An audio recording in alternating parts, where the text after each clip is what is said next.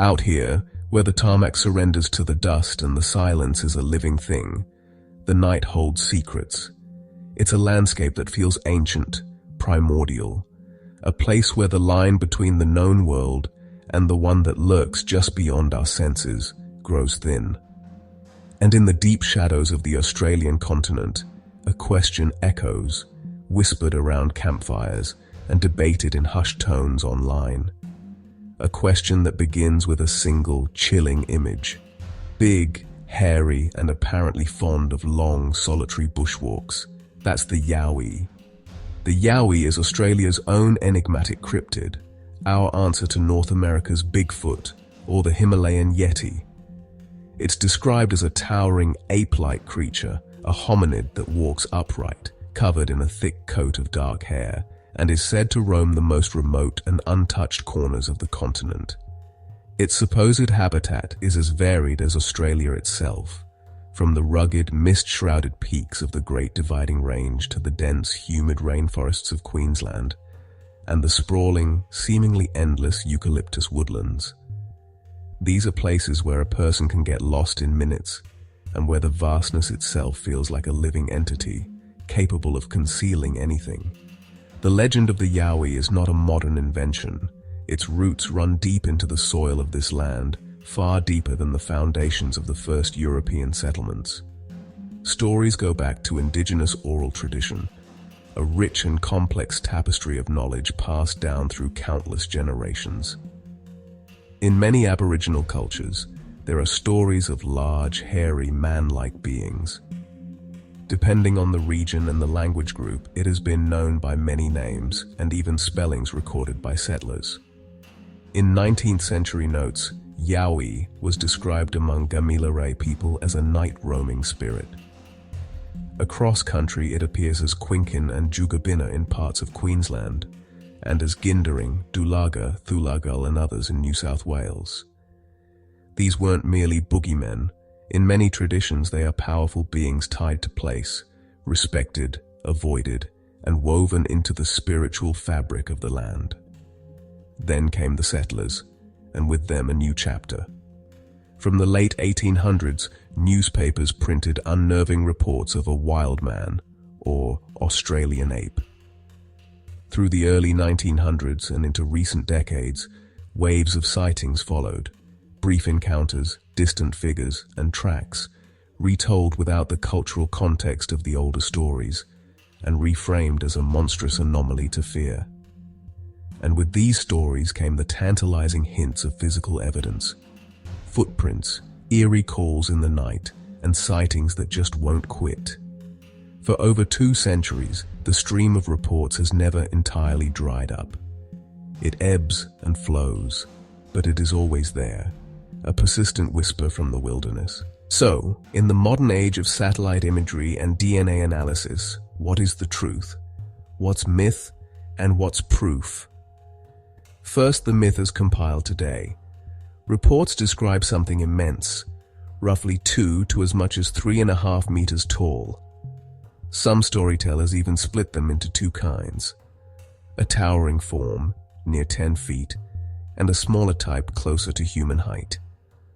Upright but often stooped, with long arms that pass the knees, it moves with heavy, deliberate steps in the bush. Its look shifts from tail to tail. Some emphasize ape-like traits and outsized feet. Others lean human. Long hair, broad shoulders, large eyes, and sometimes fangs. A hideous, almost supernatural cast. Temperament ranges from shy watcher to roaring aggressor, rock thrower, and territory defender, and always with that rank, unforgettable smell that clings to the story like smoke. The modern myth is fueled by a constant drip of supposed evidence into the public sphere. Photos pop up online every few years, almost always blurry, indistinct, or taken from such a distance that they are frustratingly ambiguous. They show dark shapes, hulking figures that are just out of focus, a phenomenon that enthusiasts have dubbed the Bigfoot blob. Shaky videos of sightings also pop up online every now and then, often captured in a moment of panic. The camera whips around, struggling to focus on a fleeting movement between the trees before the subject disappears. Each new piece of media, no matter how dubious, ignites a firestorm of online debate. Forums and social media groups dedicated to Yowie research come alive, with believers defending the footage as the real deal, while skeptics meticulously pick it apart, pointing out inconsistencies in lighting, scale, and movement. Each one sparking heated debates and a flurry of amateur detectives. But when we turn from the compelling world of myth and anecdote to the cold, hard world of verifiable proof, the picture becomes much clearer and much more disappointing for believers. The proof side? It's slim. In fact, it's practically non-existent. Let's examine the physical traces. Hair and droppings, occasionally recovered from sighting locations by hopeful researchers, rarely stand up to forensic testing. When subjected to DNA analysis, these samples almost invariably come back identified as belonging to known animals: kangaroos, wombats, wild dogs, or even humans. No sample has ever returned a result of unknown origins. The footprints, perhaps the most iconic form of Yowie evidence, are also fraught with problems. While some casts are impressively large and detailed, they can be faked with relative ease. Furthermore, many tracks can be misidentified. A big fall from a kangaroo can leave a bizarre, elongated impression in soft mud. The tracks of a mangled animal, or even the overlapping prints of several smaller creatures, can combine to make some bizarre impressions that an excited observer might interpret as the footprint of a monster. Without a clear trail of multiple sequential prints, a single anomalous track is simply not enough. The most damning silence, however, comes from the scientific community. Despite the vastness of the bush, decades of rigorous scientific surveys by botanists, zoologists, and ecologists haven't turned up a single piece of conclusive evidence. There are no bones, no definitive DNA, and most importantly, no evidence of a living population. So then the question is posed: do they retrieve their dead in an effort to remain undiscovered? For a species of large, a creature to survive, it would need a breeding population numbering in the hundreds, if not thousands, spread across a viable territory. Such a population would leave a significant ecological footprint: feeding sites, nests, skeletal remains, and a consistent genetic presence. And remember, Australia's ecology, while vast, is one of the most intensely studied in the world. Our fauna is unique, and the discovery of a new species of frog or insect makes headlines. The idea that a breeding population of giants, a massive creature in a land with no native primates, could exist without leaving more definitive traces behind stretches credulity to its breaking point. Still, the question remains: why does the Yowie persist? If there is no scientific proof, why does this legend refuse to die? The answer is as complex and fascinating as the creature itself. It's a perfect mix of powerful ingredients. First, you have the ancient stories that give the legend an incredible depth and a sense of timeless authenticity. These are not just campfire tales, they are threads woven into the cultural fabric of the continent itself. Then comes belief.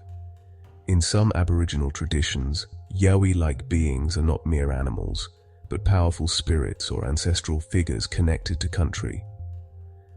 A separate Yowie Howie appears in certain lore, more monstrous, even man-eating, overlapping with bunyip-type warnings. Modern cryptozoology reframes all this as an undiscovered hominid, catalogued by researchers, podcasts, and late-night videos. And finally, you have the landscape itself. The wild, remote, and often intimidating Australian bush provides the perfect stage. When you're alone out there, with the strange sounds of the night pressing in, the wind howling through the ghost gums, it's easy to let your imagination feel believable. So for now, the Yowie sits comfortably in that fascinating liminal space between myth and proof. It is part cultural legend, a story that connects modern Australia to its ancient past. And today, the Yowie lives on, in books, documentaries, podcasts, roadside statues, small-town tours, and online Australian Bigfoot communities. Art and merch turn it into an icon of the unknown, a reminder that mystery still breathes between the trees, and sometimes just beyond the campfire's glow. Whether you believe in a flesh-and-blood creature or not, the enduring power of the Yowie legend keeps people looking up at the trees, questioning the shadows, and listening a little more closely to the sounds of the night.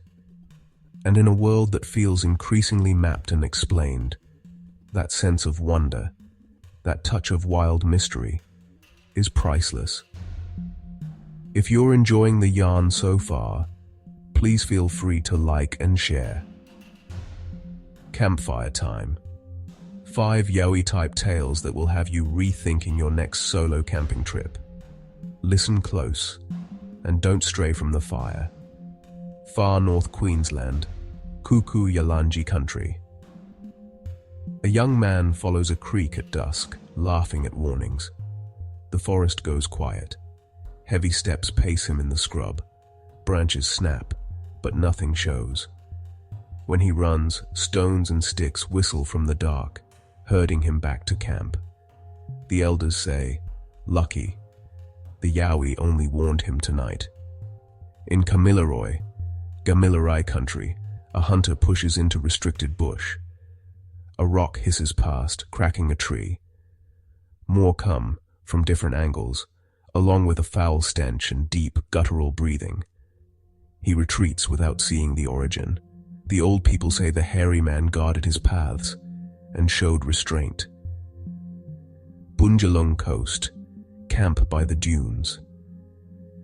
At dawn, huge 5-toed prints circle the dead fire, crossing dingo and human tracks, heading back to the tea tree swamp. No one heard a thing. Elders say it was a warning visit. The hairy man looked, then left the campers unharmed for their respect.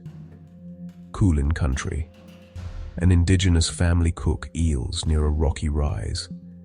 At dusk, tall, silent figures watch from the rocks. Animals vanish. Eerie cries roll at night. A hunter stalks them and never returns.